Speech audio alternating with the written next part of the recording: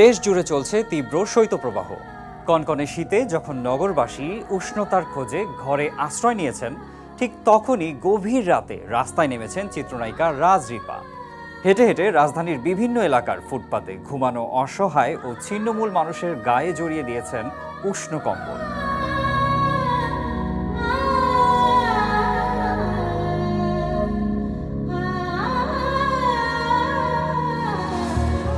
বছরের শুরুতেই এই মানবিক উদ্যোগ নিয়ে তিনি চষে বেরিয়েছেন গুলশান, বাড্ডা, মহাখালী, ফার্মগেট, রমনা ও ঢাকা বিশ্ববিদ্যালয় এলাকা।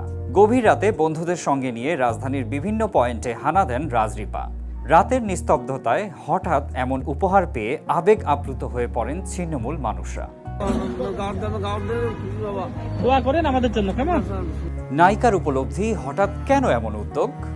রাস্তার উপর একটা চাদর, একটা ওড়না, একটা বস্তা পরে ঘুমিয়ে আছে। এটা আসলে এই দৃশ্যটা আসলে চোখের সামনে থেকে না দেখলে না কেউ বিশ্বাস করবে না।